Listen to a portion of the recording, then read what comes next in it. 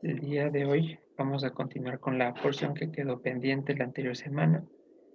Se llama Toldot, la cual significa los partos de. Esta está ubicada en los capítulos 25, desde el versículo 19 hasta el capítulo 28, versículo 9, ahí estaba uno de más. Es la sexta porción del libro de Génesis. Hoy es el 5 de diciembre del 2020 y corresponde en el calendario hebreo al día 19 del mes de Kislev de 5781. Versículo de la semana está en Corintios, en la segunda carta a los Corintios, dice apóstol Pablo, porque la tristeza que según Dios produce arrepentimiento para salvación, de que no hay que arrepentirse, pero la tristeza del mundo produce muerte. Y bien, esta semana me encontré con una imagen muy importante. El autor lo tienen ahí en pantalla y comparte la siguiente frase. Dice, la frase no importa cuánto leas la Biblia, sino cuánto lo apliques, es una media verdad. Sí importa cuánto leas, porque no puedes adorar a quien no conoces, ni aplicar lo que no aprendes. Una media verdad no es una verdad, y el enemigo disfruta que vivamos de medias verdades. ¿Ok? Es necesario mantener un nivel entre las dos cosas, entre lo que aplico y en lo que estudio. Ni concentrarme solamente en el estudio, ni concentrarme solamente en la aplicación, porque como estamos leyendo, ¿qué vamos a aplicar si no sabemos qué está escrito? Un pequeño mensaje que me pareció muy interesante compartir. ¿Qué vimos hace 2 semanas? Recordémoslo rápidamente. Veíamos el actuar de Abraham respecto a la tumba de Sara, como los gentiles, en aquel entonces los propietarios de la tierra, le ofrecían regalar, le ofrecían las cosas fáciles. Sin embargo, Abraham, consciente del peligro espiritual que ellos representaban, no se dejó llevar por las emociones, por las necesidades que eran evidentes, y eh, se enfocó a largo plazo en términos espirituales, porque si bien la palabra nos dice que vivamos día a día, que no estemos afanados por el que ha de venir, eso en términos materiales, en términos de la vida cotidiana, en términos espirituales, nuestra meta o nuestros ojos tienen que estar apuntando hacia la entrada a la Jerusalén celestial. Por ejemplo, nuestros padres que salieron de Egipto, a ellos les pareció más importante salir que llegar. Y producto de eso, muchos quedaron en el desierto. Entonces, prever a largo plazo mis decisiones en el ámbito espiritual. Ver con quién me estoy juntando, en qué va a desembocar lo que estoy haciendo, si esto me va a edificar, me va a destruir, etcétera, etcétera. Aclarábamos también un punto importante sobre la inclinación a los ángeles e inclinación entre comillas, veíamos la implicación de esa palabra, eh, poníamos ejemplos de que Jesús no es un ángel, ni ha estado Dios antes en la tierra en forma de humano, sino que se humilló una sola vez, como narra la carta a los filipenses. Él es Dios y cualquier comentario que se desvíe de esa verdad o que pretenda disminuirle, aunque sea un poquito, ya se va perdiendo el enfoque y va perdiendo el mensaje esencial de la Biblia. ¿Sí? Continuamos viendo los principios que hallamos en el matrimonio de Isaac, y allí vemos cómo Abraham también prevé a largo plazo en el tema espiritual. ¿Con qué objetivo busca pareja para Isaac? ¿O cuáles son los lineamientos por los cuales se rige? Que él tenga una familia santa, una familia distinguida, una familia que mantenga el modelo de padre, madre y por supuesto un hijo. Situación que poco a poco hoy en día se va haciendo más extraña, ¿no?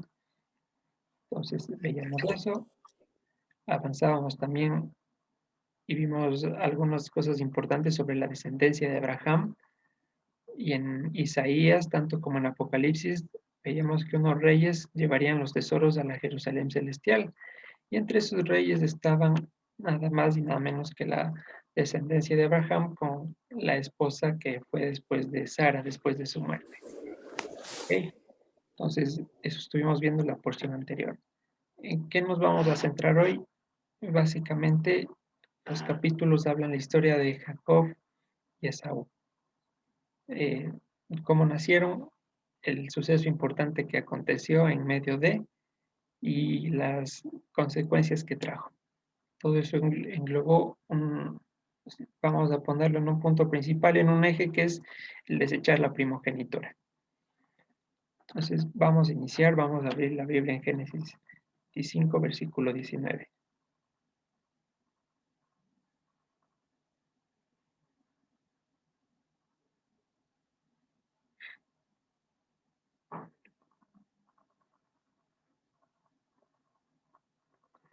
Bien, dice la palabra, estos son los descendientes de Isaac, hijo de Abraham. Abraham engendró a Isaac. Y bueno, allí en la palabra descendientes, que es toldot, como se llama la porción de hoy, eh, específicamente esta palabra, toldot, viene de una palabra que significa parir o dar a luz. Entonces, por esa razón, he puesto los partos de, ¿ok? Entonces, y por supuesto que descendientes también engloba la idea, pero pues siempre entender un poquito más de dónde eh, se van traduciendo las palabras para tener un mejor contexto. Entonces, de allí sale el nombre de esta porción. Estos son los partos de Isaac, hijo de Abraham. Abraham engendró a Isaac, y era Isaac de 40 años cuando tomó por mujer a Rebeca, hija de Betuel, arameo de Padán Aram, hermana de Labán, el arameo. Labán, el arameo, es el que en futuros capítulos se establece como el suegro de Jacob, si ustedes se recuerdan.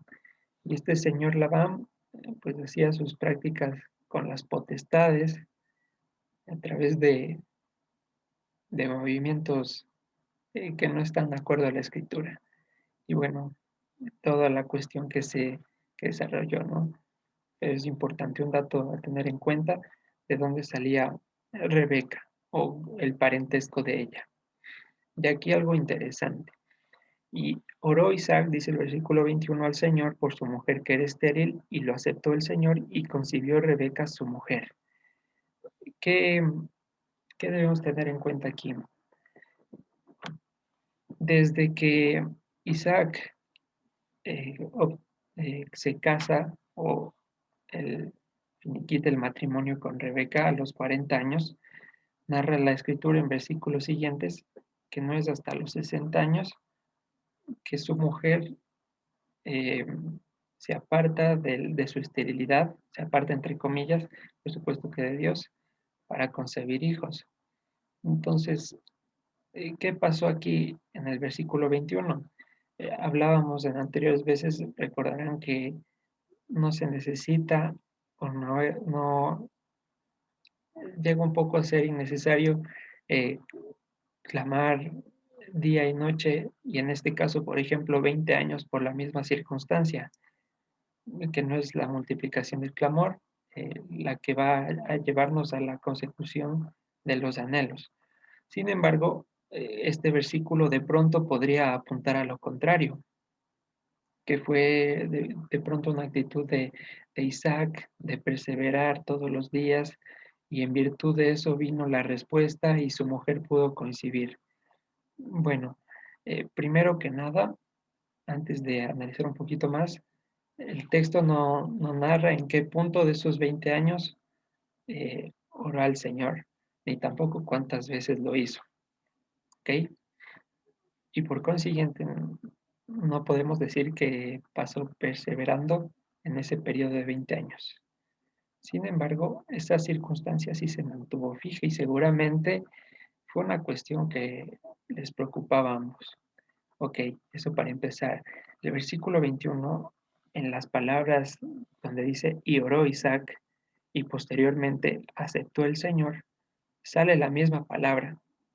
Arriba traducen como orar y abajo traducen como aceptó. Entonces, esta palabra no es de las comunes usadas para referirse a la oración, ¿ya? Sino que tiene un sentido un poco más amplio, digámoslo así, o fuera de lo común. A lo largo de la escritura se traduce en muchas circunstancias como fue favorable, fue propicio, y me ha parecido más correcto y que nos puede ayudar a entender mejor cómo les comunico el versículo en pantalla. Dice, y fue propicio Isaac al Señor por su mujer que era estéril, y los favoreció el Señor y concibió Rebeca su mujer. Pero ¿por qué fue propicio Isaac al Señor? ¿Qué hizo de interesante?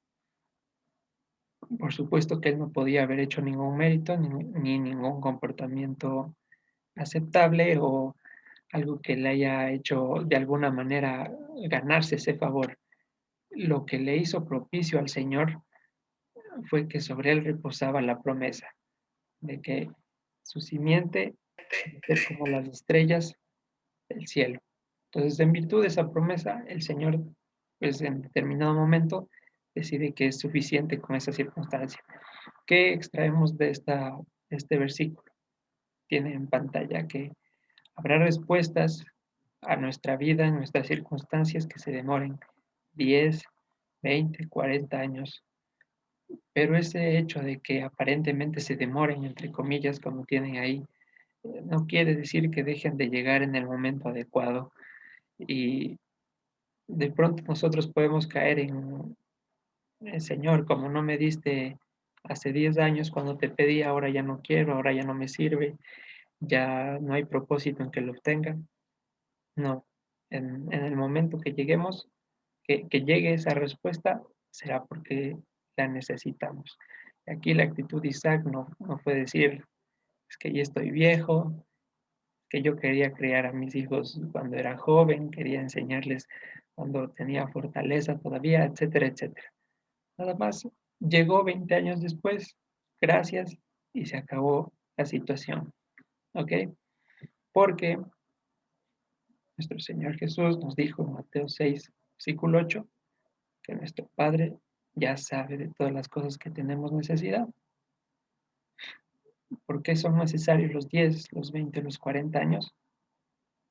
Pues tenemos que ser tierra fértil donde la semilla caiga y florezca, no se entumezca entre las piedras, no se queme con el sol, como narra aquella parábola, ¿ok? Entonces, la situación a tener en cuenta para que de pronto no nos confundamos de nuevo. Avanzamos al versículo 22. Dice, y los hijos luchaban o revoloteaban o se movían incesantemente dentro de ella, y dijo, si es así, ¿para qué vivo yo? Por ejemplo, aquí la versión Dios habla hoy sugiere esta traducción. Dice, si es así, ¿para qué seguir viviendo o por qué me sucede esto a mí? Dice que se puede traducir de esas maneras la versión Dios habla hoy. Y aquí sí vemos pues la circunstancia de pequeña, pero a la final queja de Rebeca. 20 años, donde no pudo tener hijos, tiene hijos, eventualmente habrá sido doloroso que se estén allí peleando en el vientre, habrá sido incómodo, y su respuesta es, si esto era así, ¿yo para qué sigo viviendo? ¿O por qué de todos los embarazos me tiene que pasar justo a mí? Primer embarazo y justo a mí lo más difícil. Bueno, a veces caemos en eso, ¿no? Estamos pidiendo a Dios, nos entrega lo que queremos y no era lo que esperábamos porque salió difícil, porque teníamos expectativas falsas, porque nuestra realidad era el puro arco iris y nos empezamos a quejar. ¿Ok? Situación a tener en cuenta. Versículo, seguimos 22. Y los hijos revoloteaban dentro de ella y dijo, si es así, ¿para qué vivo yo? Y fue a investigar o a consultar al Señor. Y le respondió el Señor: dos naciones hay en tu seno, y dos pueblos serán divididos desde tus entrañas. El un pueblo será más fuerte que el otro pueblo, y el mayor servirá al menor. ¿Ok? Cuando se cumplieron sus días para dar a luz, he aquí había gemelos en su vientre. Y salió el primero rubio, y era todo velludo como una pelliza, y llamaron su nombre Esaú. Después salió su hermano, trabada su mano al calcañar de Esaú, y fue llamado su nombre Jacob. Y era Isaac de edad de 60 años cuando ella dio a luz. ¿Ok? Entonces, ojo con esta frase que es como que la que más hace énfasis, igual en la carta a los romanos se la vuelve a repetir: el mayor servirá al menor. Narra un suceso importante que es del cual se deriva el nombre de Jacob, que él nace agarrado o tomando el talón de Saúl. En virtud de esa situación viene su nombre, como tienen ahí en pantalla, Jacob. Esto se traduce principalmente como el que toma el talón. Cabe la posibilidad de que signifique también el talón de Dios. ¿Qué quiere decir el talón de Dios? El talón es el medio por el cual se deja una huella. Y si lo vemos desde el punto de vista espiritual más ampliado, Jacob se tomó el nombre de Israel y a través de él se establecieron las 12 tribus, por supuesto por el favor de Dios, con lo que se estableció la huella de Dios en la tierra. Cabe esa segunda traducción, ¿ok? Pero principalmente Jacob, el que toma talón. Y hay allí una anotación importante. El verbo suplantar, que es la segunda acepción de acuerdo al diccionario, aunque tiene la misma raíz, akaf, y como ven ahí, akov, pareciera que es lo mismo, eh, el contexto por el cual están poniendo el nombre no tiene nada que ver con esa suplantación. ¿Ok? Entonces, en virtud de la verdad, no es muy acertado decir que Jacob significa suplantar, porque, repito, el nombre fue puesto el momento en que vieron que nació agarrado del talón de Saúl, nada más. No pensaron en que ese momento estaba suplantando alguna situación. ¿Listo? Entonces, avanzamos. Versículo 27. Y crecieron los niños, y Esaú fue diestro en la casa, hombre del campo, pero Jacob era varón quieto y habitaba en tiendas. Listo, entonces le he ilustrado así de la siguiente manera para que quede muy didáctico y nos podamos grabar lo que estaba pasando. Teníamos en el lado izquierdo a Esaú, un hombre apto, competente en cuestiones de supervivencia, de llevar el sustento, toda una maravilla, súper capaz.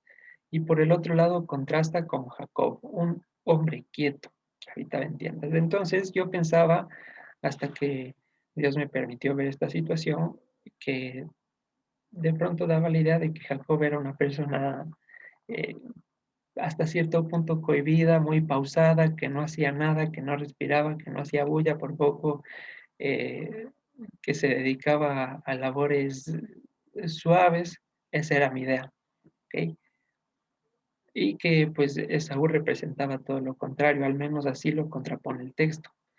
Sin embargo, una curiosidad importante.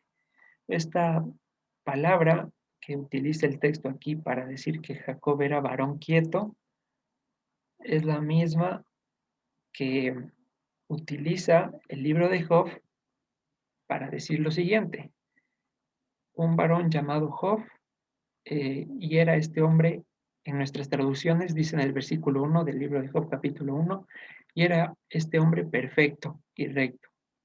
Allá lo traducen aquí. Sin embargo, es la misma palabra que acá traducen como quieto. No sé si me voy explicando, si no, por favor, me avisan nomás, no hay problema. Lo que quiero decir es que allá en Job traducen la palabra como perfecto y acá En Génesis lo ponen como quieto. ¿Y qué significa estar quieto? En el contexto de Job, porque allí lo explica, que era un hombre temeroso de Dios y apartado del mal. Este hombre quieto y recto, es decir, temeroso de Dios y apartado del mal. ¿Ok? Entonces, ya, lo que se está aquí demostrando no está solo hablando de competencia, sino del proceder espiritual que tenían ambos hermanos. ¿Cómo estaba la raíz del pensamiento del lado de Saúl? Por un lado, él ponía en sus aptitudes, en lo que él era, su esperanza para la supervivencia. Eso era lo que él creía. Si yo no me ocupo de las cosas, entonces, ¿quién? Si existe Dios, sí está muy bonito toda la palabra, pero si yo no me esfuerzo, si yo no pongo de mi parte, ¿cómo salgo adelante? ¿Ok?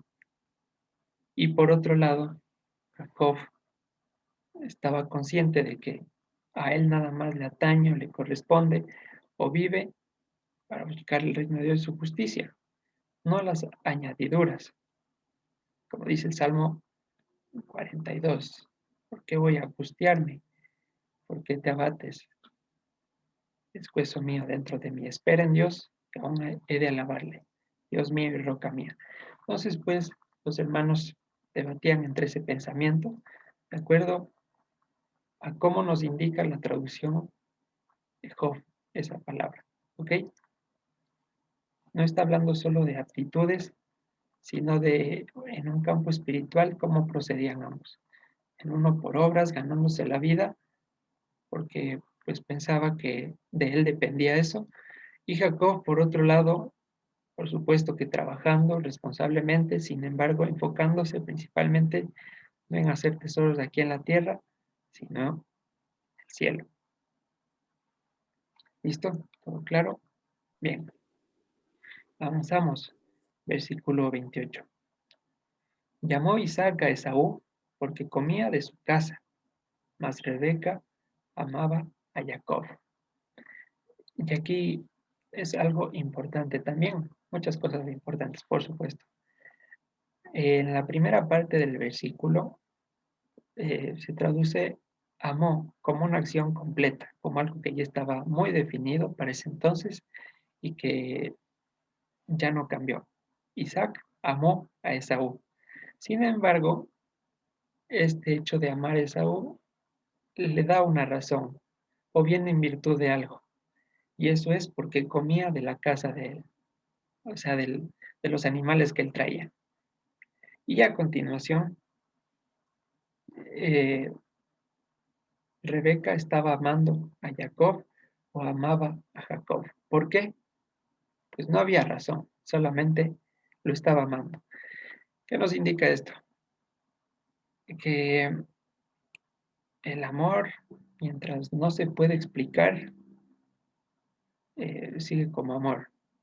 Pero si le hallamos al amor eh, explicaciones en el sentido de que yo te amo porque eres esto, que me das esto, o porque en ti encuentro esto, eh, de pronto puede ser un amor con fingimiento que viene en virtud de cuánto me das y el amor no es recibir, sino es más bien cuánto podemos dar, sin esperar retribución, nada más que dar, sin razón.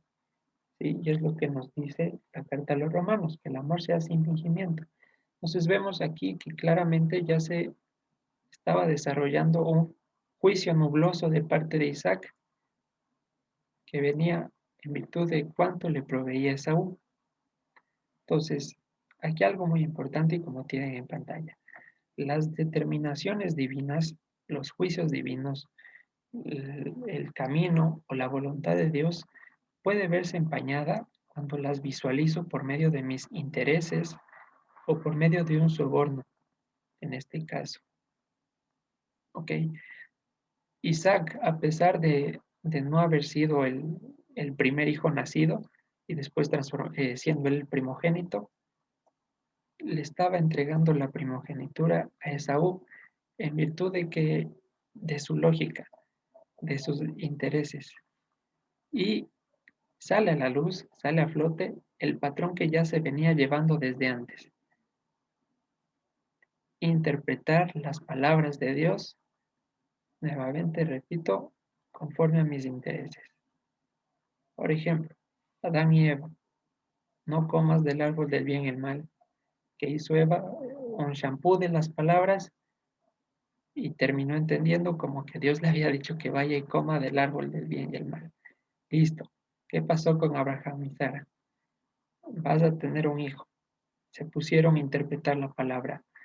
Eh, sí, sí es verdad, Dios dijo que vamos a tener un hijo, pero yo ya estoy viejo, tú ya estás vieja. Seguramente entendimos mal, fue un error de buena fe. De pronto Dios me dijo que sí tengo un hijo contigo, pero a través de la esclava, y a eso se estaba refiriendo. Fin, error. Interpretar las palabras. Aquí tenemos a Isaac y Rebeca. Sí, Dios dijo que el mayor servirá al menor, pero pues el menor como que no sabe hacer nada y el mayor está fuerte, está apto para llevar una carga tan pesada. Seguramente Dios se equivocó, entendimos mal. Otro caso, Moisés con la peña, cuando le dijo que le hable a la roca. Y Moisés dijo, no, es que antes le golpeé con la vara, seguramente hoy tengo que hacer lo mismo, me equivoqué, escuché mal, la sed, el calor del desierto, es bueno, tengo otro golpe. Y así pasa en nuestra vida. El problema aquí es de interpretar la palabra de Dios hasta calzarle en la lógica humana, lo que pretenden hacer muchos científicos, ¿no? Buscar la ecuación perfecta. Y a veces no estamos muy lejos de eso, porque pedimos a Dios que nos hable y el problema no es que no nos habla claramente, es decir, que nos diga las cosas con punto y coma. A veces he escuchado, también he tenido esa duda, ¿no? De qué hago, cómo sé si lo que Dios me dice es correcto. Ese no es tanto el problema. El problema es que Dios habla tan claro que resulta increíble y por ende empieza la duda. Abraham y Sara. Dios les dijo, vas a tener un hijo. Claro, no había dónde verle más. Sin embargo, a esa edad viene esa incredulidad porque la tendencia del ser humano es pensar que Dios no puede cambiar la naturaleza para que acontezcan milagros. Es a lo que estamos expuestos. Entonces, ¿cuál es el verdadero problema de cuando Dios nos habla? Que escuchamos su voz con tanta claridad, es decir, sus instrucciones, y como nos parecen de cuentos de hada, empezamos a dudar y empezamos a cambiarle partecitas de modo que sean con pensamiento humano, ¿ok? Y allí viene el problema. Y es lo que pasa desde un principio, lo que pasó desde un principio, y en lo cual nosotros podemos estar cayendo a veces ya involuntariamente, ¿ok? Entonces, respecto a la promesa, el mayor servirá al menor. De acuerdo con Isaac, esto no encajaba y se puso a razonarle y a darle vueltas y a pesar en una balanza. A ver, ¿qué tengo con Jacob? Eh, pues sí, le sirve a Dios, todo lindo, todo temeroso, pero pasa en la tienda. En cambio, Esaú veo que me puede ofrecer mucho más y que en el momento adecuado él será el encargado de llevar la, la carga de la promesa. ¿Ok? Entonces, ¿qué sucedió aquí? Esaú, ya pues con malicia, queriendo amañar la primogenitura a través de sus regalitos, experimenta la siembra y la cosecha. Él quería sembrar en maldad, que cosechó, que así como él quería comprar la primogenitura, fue Jacob el que en determinado momento le realizó lo mismo. ¿Ok? Entonces, escenario que sucedió después, cuando José se acerca a Jacob con Efraín y Manasés, y Jacob cruza las manitos y se dice, no, no, es que él no es el primogénito. Entonces, de pronto, se seguía pensando en virtud de algún mérito que pudo haber existido, de pronto en ese caso. Pero la situación no es esa. Entonces hay que hacernos una pregunta que tienen en pantalla. ¿Vivimos convencidos de Dios o vivimos confiados en Dios? ¿Cuál es la diferencia entre vivir convencido y vivir confiado? El convencimiento es el resultado de estar seguros completamente de algo. Yo estoy convencido, digamos, de que Dios me salvó. Sin embargo, el rato de la prueba, vuelvo a caer, vuelvo a fallar o vuelvo a proceder de la misma manera equivocada. Entonces ya no estoy confiado. Simplemente sé que la Biblia es la verdad, pero no la vivo, porque no creo que eso me vaya a servir. Estamos ahí como Esaú, ¿no? Si no hago yo las cosas, entonces ¿quién? Si no hago por mis méritos, entonces ¿quién? ¿Qué significa entonces vivir confiados en la palabra? Precisamente eso, responder como Dios me indica al momento de la prueba. Saber que si hago lo que Él me ha dicho, así resulta en perjuicio para mí, como dice el Salmo, será lo que me lleve a la vida eterna, sin buscarle la lógica, sin ver cuánto pierdo, cuánto gano, cuánto me beneficia, cuánto me perjudica, simplemente actuar dentro de la palabra. Una diferencia sutil entre vivir convencido y entre vivir confiado. ¿Ok? Entonces, Isaac, ¿cómo estaba viviendo en este momento? ¿O cómo estaba analizando el panorama? Convencido de que alguien debía llevar una promesa. Sin embargo, no estaba confiando en que Dios era quien destinaba ese encargo. Si hay preguntas, por favor, avísenme ya. Entonces, en los versículos 29 al 34 vamos a hablar sobre el, la compra de la primogenitura. ¿Ya? Y guisó Jacob un portaje, y volviendo Esaú del campo cansado, dijo a Jacob: Te ruego que me des de comer de ese guiso rojo, pues estoy muy cansado. Por tanto, fue llamado su nombre Edom. ¿Se acuerdan que antes explicábamos o una vez vimos que Edom tiene las mismas letras que Adán? Y no era ninguna coincidencia, no era eh, un hecho al azar, sino que Edom evoca precisamente las características del humano promedio. Ya vamos a ver. Y Jacob respondió: Véndeme en este día tu primogenitura. Entonces dijo Esaú: He aquí yo me voy a morir. ¿Para qué pues me servirá la primogenitura? Y dijo Jacob: Júramelo en este día. Y le juró y vendió a Jacob su primogenitura. Entonces Jacob dio a Esaú pan y del guisado de las lentejas, y él comió y bebió y se levantó y se fue. Así menospreció Esaú la primogenitura. Entonces, eh, ya se entiende por qué Edom representa a Adán, es decir, Esaú representa a la humanidad, porque básicamente afuera y antes, alguna vez, cuando apartados de Dios, nos hicimos la misma pregunta. Yo aquí me voy a morir un día. ¿Para qué me va a servir obedecerle a Dios? Antes, en la vida pasada, de pronto alguna vez nos hicimos esa pregunta. Os repito, es lo que se escucha casi a diario allá afuera. Entonces, Esaú está replicando el carácter de hoy en día. Y como está en Corintios, en otras palabras, si Jesús no hubiera resucitado, vana es nuestra fe. Comamos y bebamos porque mañana moriremos. Sin embargo, no es así. Entonces, aquí en este preciso momento, Dios establece con pruebas innegables y contundentes el juicio de que Saúl nunca fue el encargado de llevar la promesa. ¿Por qué? Porque despreció. Y si despreció, significa que nunca fue un elegido. Vamos a leer primera de Juan 2:19. Alguien que nos ayude con la lectura, por favor.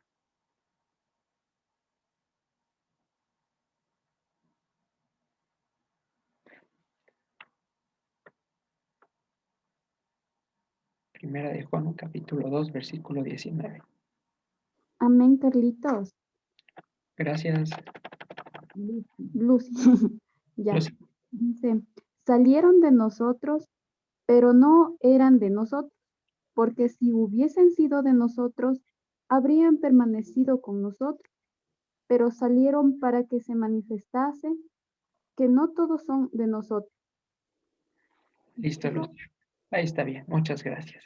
Mm, Entonces, ¿qué está diciendo? A pesar de que Esaú también salió de Isaac, patriarca, no era de nosotros entiéndase eh, el Israel el celestial, sino que salió de nosotros para que se manifestase quién era realmente. ¿Y quién era este señor Esaú? Una persona que amaba más los deleites del mundo que a Dios. ¿Y quiénes les rige a aquellas personas? El príncipe de este mundo, es decir, Satanás. ¿Ok? Entonces aquí para que no se diga eh, que Jacob le robó la primogenitura o cosas por el estilo, se establece aquí un juicio divino en el cual se demuestra el verdadero sentir de Saúl y qué es lo que había en su corazón. Él quería la bendición y no la primogenitura. ¿Por qué? Porque estaba detrás de los bienes materiales y no de lo que significa llevar la promesa. Y ya vamos a analizar. Entonces, aquí se hace un trato legal, no, no se da ningún engaño, sino que se da a cambio algo por algo. Y pues mm, está bien, está legal. Ok, el problema aquí no es el cambio, sino que Saúl no valora lo que tiene ni sabe lo que está vendiendo. Como he puesto en pantalla, lo que no es tuyo, te da igual perder. Los de la carne piensan en las cosas de la carne y así se mantienen y les da igual si, si se les habla o no se les habla mientras Dios no les revele. Les da igual las palabras. ¿Ok? Entonces, esa situación hay que tenerla en clara en este momento. Dentro de la primogenitura está la bendición. ¿Y qué es la bendición? Vamos a leer Génesis capítulo 12, versículo 2. Y haré de ti una nación grande y te bendeciré y engrandeceré tu nombre y serás bendición. Bendeciré a los que te bendijeren y a los que te humillen serán cortados. En ti serán benditas todas las familias de la tierra. ¿Qué era la bendición? El hecho de ser un medio de injerción. En otras palabras, ser la sal y la luz del mundo. Si nosotros que somos la sal no salamos, ya no servimos para nada más, no estamos cumpliendo con nuestro cometido. Entonces, el hecho de que sobre nosotros repose la bendición y que seamos de bendición implica el hecho de ser vehículos de injerción a Israel. Vehículos, repito, porque a fin de cuentas, quién entra y quién sale depende absolutamente de Dios. Pero en su misericordia, Dios nos afila para que transportemos de cierta manera como una encomienda a los que se sigan llegando, como sucedió con nosotros en algún momento. ¿Ok? Entonces, esto era lo que a Esaú le importó un quinto con tal de comer, ¿sí? Con tal de saciar un momento de hambre. Y avanzamos. Entonces, volvemos a Génesis 25. Dice, entonces Jacob dio a Esaú pan y del guisado de las lentejas, y él comió y bebió y se levantó y se fue. Así menospreció Esaú la primogenitura. Versículo 26 narra algunos acontecimientos respecto a Isaac. Vamos a saltar hasta el capítulo 27. Aconteció que cuando Isaac envejeció y sus ojos se oscurecieron quedando sin vista, llamó a Esaú su hijo mayor y le dijo, hijo mío. Y él respondió, heme aquí. Y él dijo, he aquí, ya soy viejo, no es el día de mi muerte. Toma pues ahora tus armas, tu aljaba y tu arco, y sal al campo y tráeme casa. Y hazme un guisado como a mí me gusta, y tráemelo y comeré para que yo te bendiga antes que muera. Nuevamente es manifiesto el amor con interés, ¿no? Si tú me das un rico guisado de los que a mí me gustan, o sea, ahí te bendigo, así que ve a cazar. Versículo 5. Y Rebeca estaba oyendo cuando hablaba Isaac a Esaú y su hijo, y se fue Esaú al campo para buscar la casa que había de traer. Entonces Rebeca habló a Jacob su hijo diciendo, he aquí yo he escuchado a tu padre que hablaba con Esaú tu hermano diciendo, tráeme casa y hazme un guisado para que coma y te bendiga en presencia del Señor antes que yo muera. Y aquí algo muy importante a resaltar es la añadidura que hace Rebeca respecto a las palabras de Isaac. Repito nuevamente, dice en el versículo 7, y te bendiga en presencia del Señor antes que yo muera. Rebeca dice que Abraham, diré que Isaac dijo eso. Y ahora en el versículo 4 vamos a leer qué dijo Isaac, para que yo te bendiga antes que muera. Aparentemente no dice nada, aparentemente todo está bien, sin embargo, sí hay un problema, porque también se repite otro patrón, el cual es estarle añadiendo a las palabras de Dios lo que no dijo, eh, ya sea por buena fe, por mala fe, lo que sea. eh, a veces empezamos a creer, como tiene en pantalla, que Dios necesita nuestra ayuda, que se le quedó incompleto algo y tenemos que darle una manito para solucionar esos problemas. Y desde ahí empieza ya el problema, porque eh, Rebeca se está moviendo por el miedo de perder algo. Y cuando nosotros empezamos a actuar en el miedo a perder, ya no actuamos espiritualmente, sino nos empezamos a mover carnalmente, en cualquiera de los ámbitos. Miedo a perder trabajo, miedo a perder la salud, miedo a perder una amistad, una relación, etcétera, etcétera. El miedo no tiene que ser lo que nos influencie, porque entonces no estamos obrando en el amor. Y si no estamos obrando en el amor, ¿qué es el amor? El guardar los mandamientos. Si no estamos obrando en el guardar los mandamientos, entonces estamos actuando en modo de Saúl. ¿Para qué me va a servir esto si yo voy a morir aquí? Entonces, no puede ser ese nuestro proceder. Y es lo que se deriva de aumentar las palabras. Así sea una goma, un punto, como está en Mateo 5. No se necesita aumentar y mucho peor quitar. ¿Ok? Entonces, interesante cómo Rebeca añade tres palabritas a lo que dijo Isaac.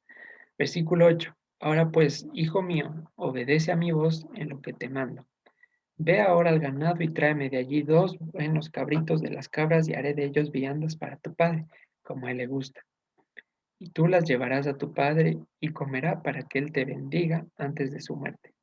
Y Jacob dijo a Rebeca su madre, he aquí Esaú mi hermano es hombre velloso, y yo lampiño.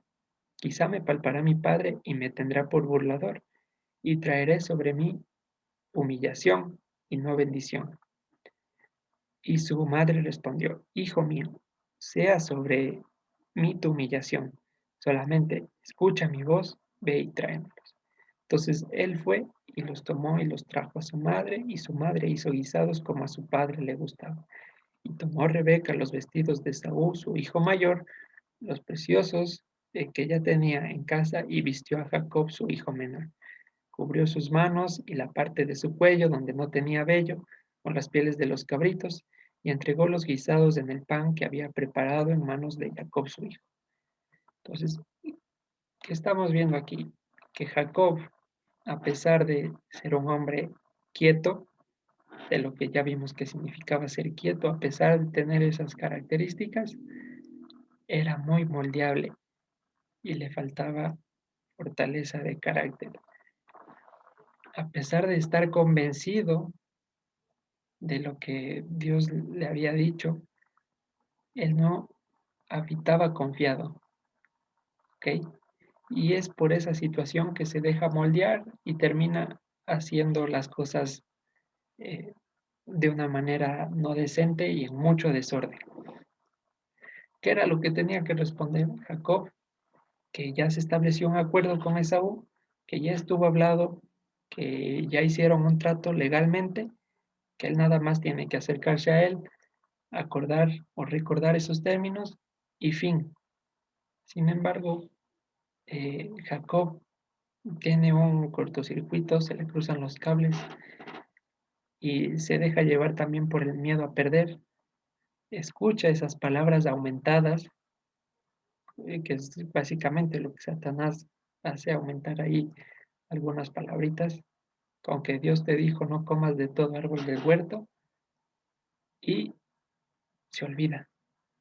Y a veces también nos pasa a nosotros. Estamos en mitad del miedo y nos olvidamos de lo que Dios nos dijo o preferimos no escuchar. Entonces, Jacob, en vez de actuar con fortaleza de carácter, en vez de pararse firme, se deja influenciar de su madre. Y no solo de su madre, sino de algunas circunstancias que suceden después. ¿Y qué es la fortaleza de carácter? O tener el carácter.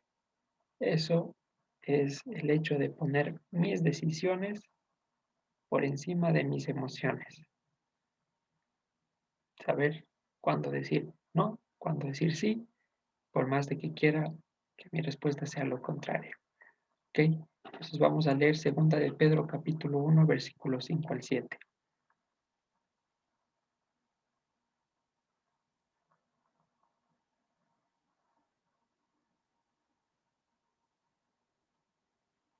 Nos ayuden con la lectura, por favor.